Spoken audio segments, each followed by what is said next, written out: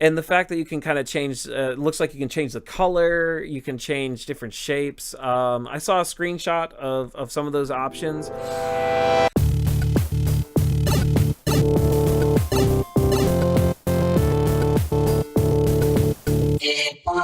Hello and welcome back to Int Plus One channel. This is Carl, and today we got a brand new update to the Overwatch PTR. This is patch notes for 1.13.0 for, it says June 21st actually there, but it's really June 22nd. I guess they got that a little wrong. That's okay. It is Thursday, June 22nd. So let's talk about these new patch notes. There's actually a lot of interesting stuff that is changing.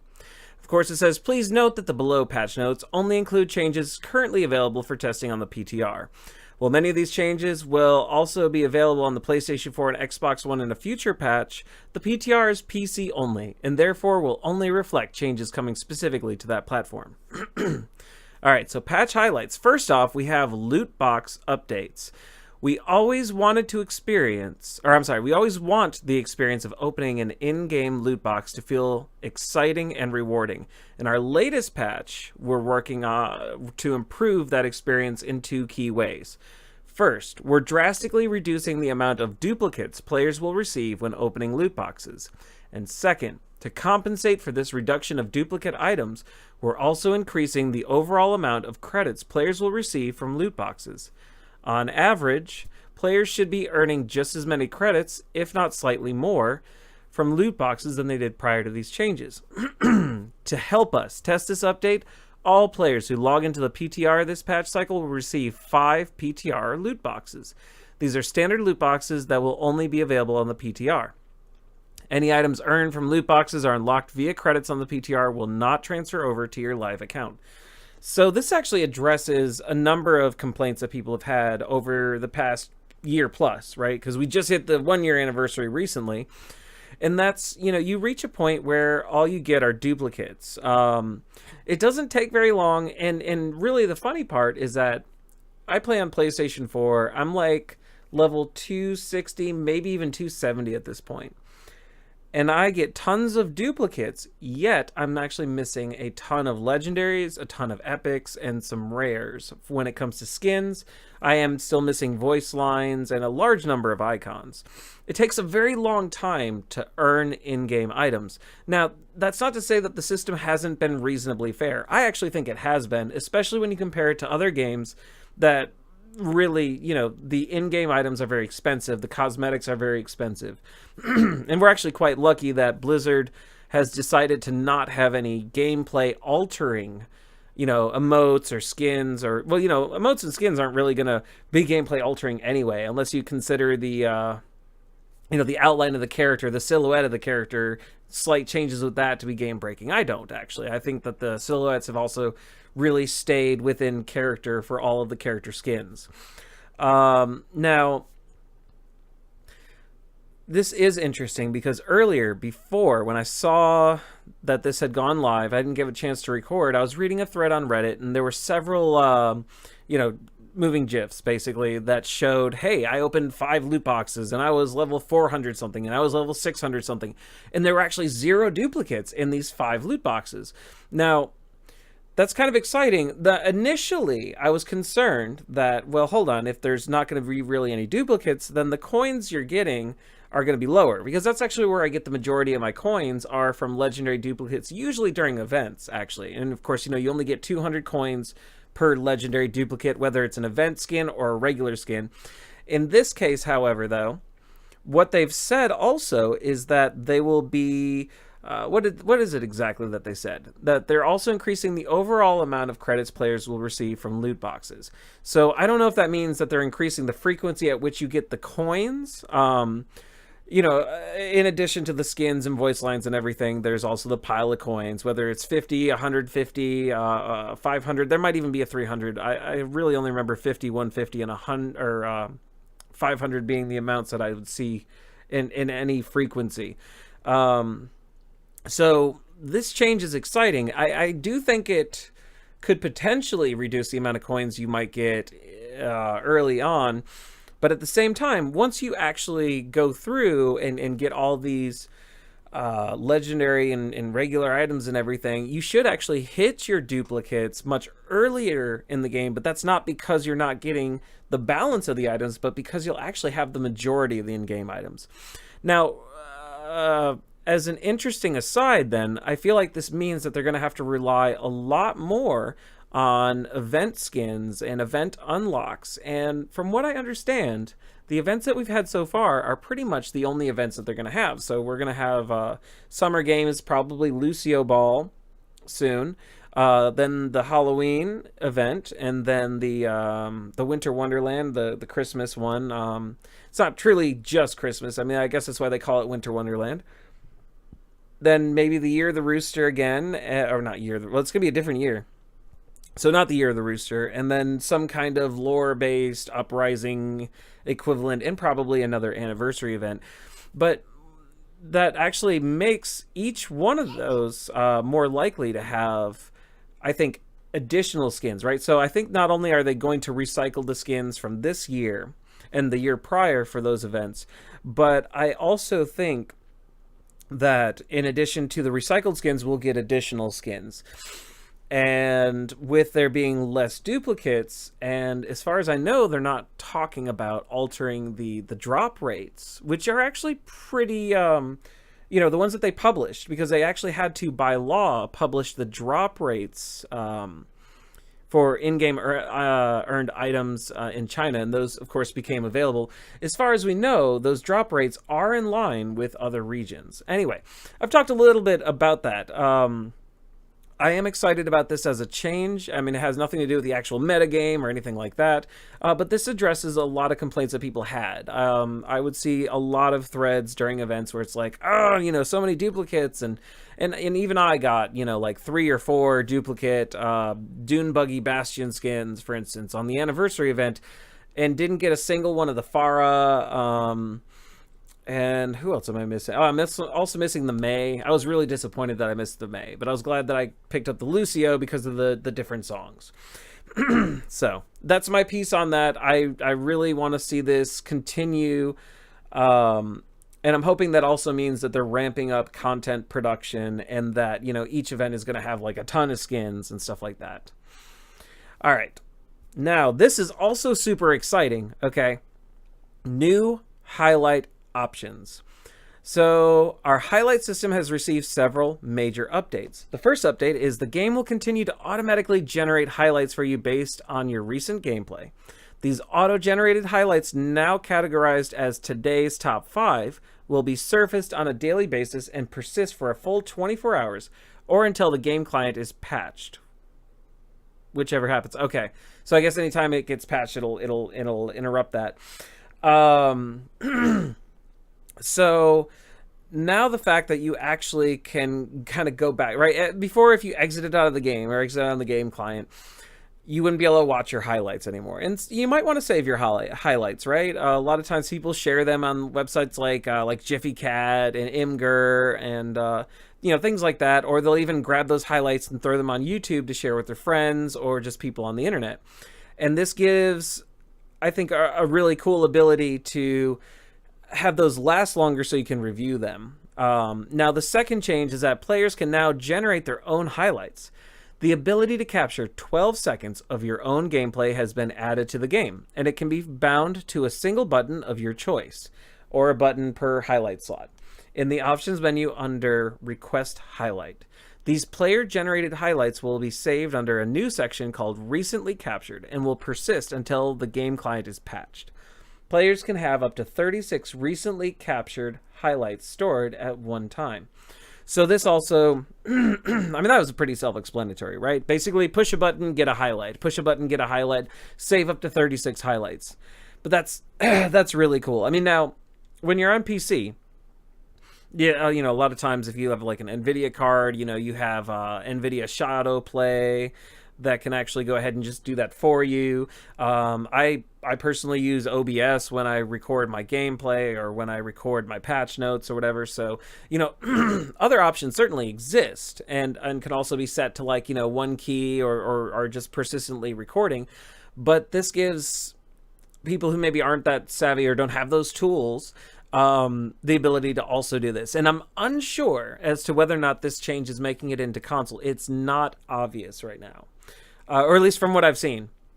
Now, with the above, players can now record any of their top 5 or recently captured highlights, exporting them as a video file on their gaming platform's designated media library, or on console or directory on PC. Okay, so if I had read just a little bit ahead, I would have answered my own question. So this definitely does look as though you can actually save this on console and share this on console, maybe even through like the native support on PlayStation 4 and Xbox One.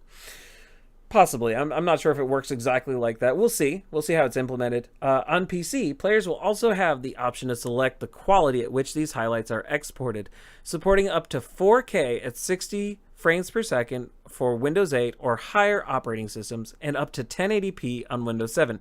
So if that's not obvious what that means, basically say you're playing at, 1366 by 768 and at 30 frames a second or whatever.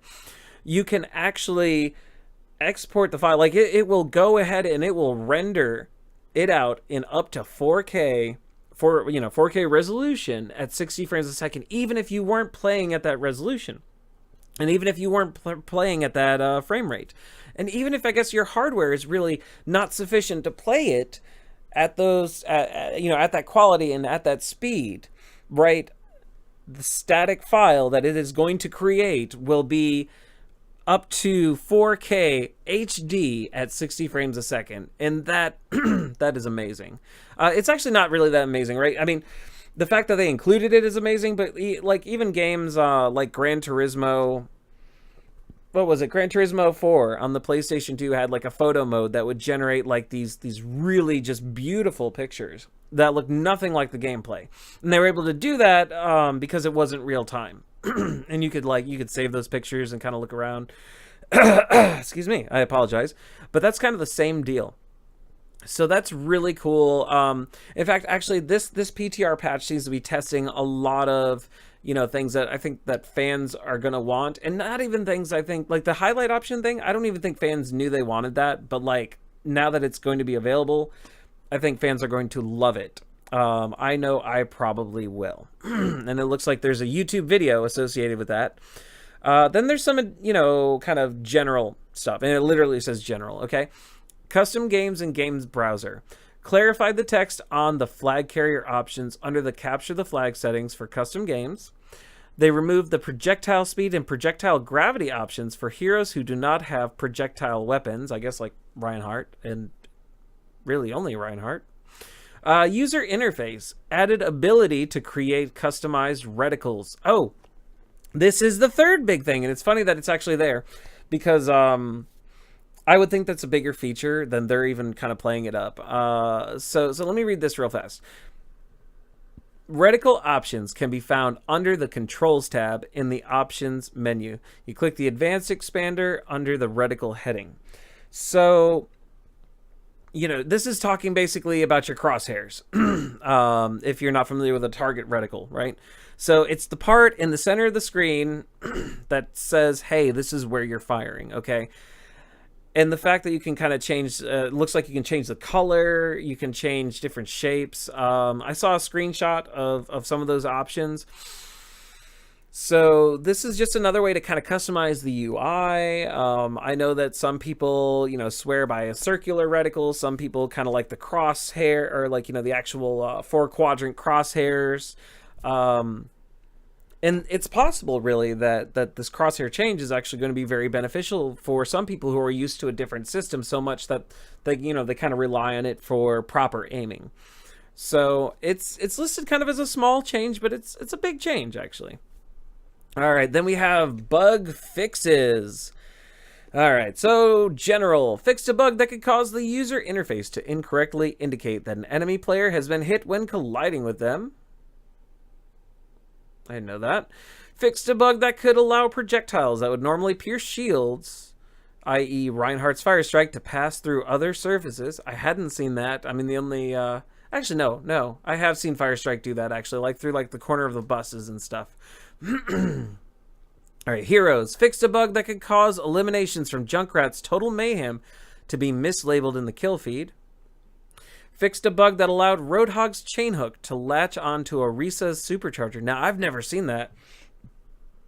That sounds really interesting. And it's not really related to this patch note, but I'm still actually very sorry to a lot of the Roadhog mains who are having to deal with these new changes. I played some competitive after the Roadhog damage nerf and alterations to a scrap gun. And as Mercy, I was hooked and shot, and I did not die. I was at full health, but he actually had to pull away, right? He did not pursue. And I don't know how I feel about that. Roadhog is not scary anymore. In fact, actually, there's this big discussion on Reddit about it earlier, and I could not just help but agree. Roadhog's in a very bad spot and has been getting progressively worse each time that Blizzard thinks they're fixing the problem. And if they keep going this direction, they're going to need to rework him entirely to maintain his viability. We're not even talking about his pick rate being half of what it used to be. I think it's going to be less than half of what it used to be by the time that Season 5 ends. Because it has been a direct, or rather an indirect buff to me as Mercy and to, I'm sure, a lot of other characters that were, really easy to kind of just kill right away. All right, they also fixed a bug that allowed Sombra to take damage after activating a translocator. Actually, that's a big deal. So I guess there's 4 things so far that have been kind of a really big deal. And again, sometimes I think when they're putting these things in the patch notes, they don't have an appreciation. Maybe, well, no, I don't want to say that. Blizzard's actually been ultra responsive to what the community has asked for, in such a way, actually, that I feel like it's almost unprecedented. No other company is going to the lengths that Blizzard is, I think, to making the game into what the players want. And, 30 plus million players around the world right now for Overwatch, and it's only like a little over a year old, so they're doing something right. And actually, they continue to do a lot right. And this is another one.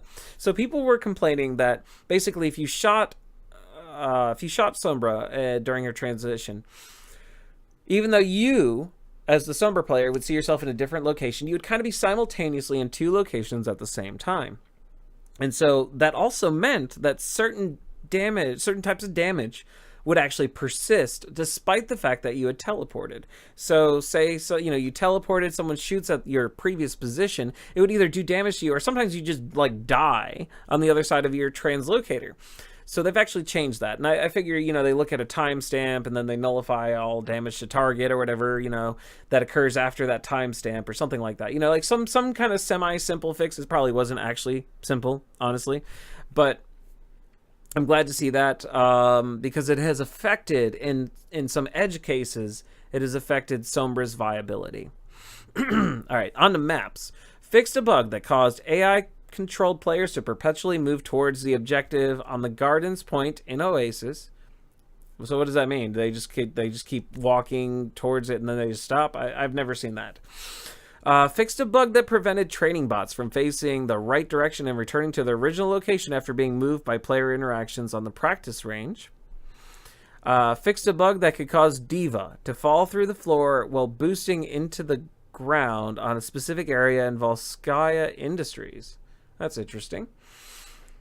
It's kind of like the death teleport bugs where you'd go into a corner on the map or something and it would teleport you back into the hangar of whatever that VTOL ship is that kind of drops you off on Helios and drops you off on in Nepal. There's like 3 levels that thing drops you off on. And I can't remember which map it was, but yeah, I experienced that bug. All right, user interface. Fixed a bug that caused the Heroes of the Storm promotional portraits to appear locked, even after being unlocked. I actually think that was on the last live patch notes. I'm a little confused to see it there. Fixed a bug that could cause an error message in chat if you attempted to spectate a new player while already spectating another player. Fixed a bug that could cause the chat window to be placed too high on the main menu, blocking menu options. That was on live. That was on the most recent live patch. and fixed a bug that prevented text from wrapping in the report player text box. I read that as player report. So that's all the changes, right? That's all that's going down. This is not going to be a long video, but I saw this and I said, man, I really need to cover this because those 4 things, right? The loot box update, the new highlight options, the reticule change, and then the Sombra change. Those right there really make this a good patch, and we're actually probably going to see another set of cumulative changes arrive in the patch. As rarely will they actually take just one PTR update and throw it into a patch. Usually it comes with other things, right? Like, the Horizon Lunar Colony update on console came with like 2 consecutive PTR balance changes as well.